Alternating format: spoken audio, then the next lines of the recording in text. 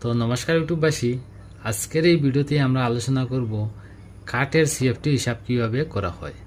বন্ধুরা, আমরা এই ভিডিওতে দেখব চিরাই কাঠের হিসাব কিভাবে একদম সহজ পদ্ধতিতে কিভাবে করা হয়। তো বন্ধুরা, ভিডিওটি না টেনে পুরো ভিডিও দেখবেন, তাহলে বুঝতে পারবেন চিরাই কাঠের হিসাব কিভাবে একদম সহজ পদ্ধতিতে করা হয়।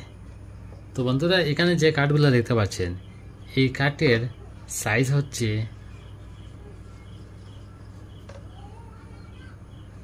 2 ইঞ্চি বাই 2.5 ইঞ্চি। এই কাঠগুলোর সাইজ আছে 2 ইঞ্চি বাই 2.5 ইঞ্চি। আমরা দেখব 2-2.5 সাইজের কাঠের হিসাব কীভাবে করা হয়।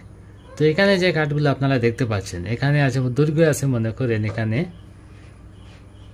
10 ফুট লম্বা, আর পিস আছে এখানে মনে করেন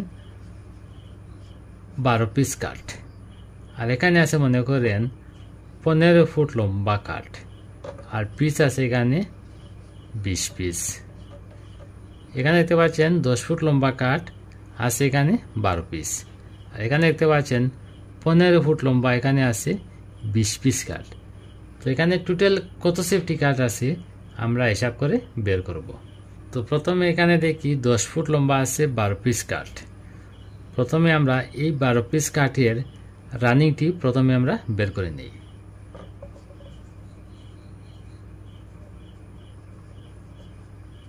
রানিং একটি কাঠ আছে 10 ফুট লম্বা। একটি কাঠ যদি 10 ফুট লম্বা হয়, তাহলে এখানে আছে 12 পিস কাঠ। 12 পিস কাঠের আমরা রানিং বের করব। 12 দ্বারা যদি আমরা 10কে যদি আমরা গুণ করি, তাহলে এখানে 12 পিসের কত ফুট রানিং আছে তা বেরিয়ে আসবে। তো 10 12 120, এটা পেলাম আমরা রানিং। আর এখানে দেখতে পাচ্ছেন এখানে আছে 15 ফুট লম্বা 20 পিস কাঠ। একটি কাঠের দৈর্ঘ্য আছে 15 ফুট, আর এখানে আছে 20 পিস কাঠ। তো প্রথমে আমরা এখানে রানিংটি বের করে নিই।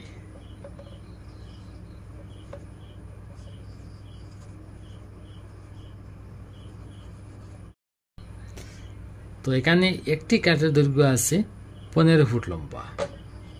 15 ফুট গুণ আমরা এখানে 20 পিস কাঠের রানিং বের করতেছি। তো আমরা 20 দ্বারা গুণ করব 15কে। তো এটা যদি আমরা গুণ করে হবে 300। 300 পেলাম আমরা। এই যে কাঠ আছে এই কাঠের রানিং ফুট হচ্ছে 300। এবার আমরা এইখানে টোটাল কাঠের রানিং যোগ করব। তো এখানে আছে 10 ফুট লম্বা 12 পিসের রানিং ফুট পেলাম আমরা 120 ফুট। 120 ফুট যোগ এখানে আমরা 20 পিস কাঠের রানিং ফুট পেলাম আমরা 300 ফুট। 300 ফুট। তো এখানে 10 ফুট লম্বা 12 পিসের রানিং পেলাম আমরা 120 ফুট, আর এখানে 15 ফুট লম্বা 20 ফুট কাঠের রানিং পেলাম আমরা 300 ফুট। এই দুটো যদি আমরা যোগ করে হবে 420 ফুট। এখানে টোটাল রানিং ফুট পেলাম আমরা 420 ফুট। এবার আমরা কাঠ মাপার যে সূত্র আছে, এই সূত্র দ্বারা আমরা হিসাব বের করব এখানে টোটাল কত সেফটি কাঠ আছে। তো সেফটি বের করার সূত্র হচ্ছে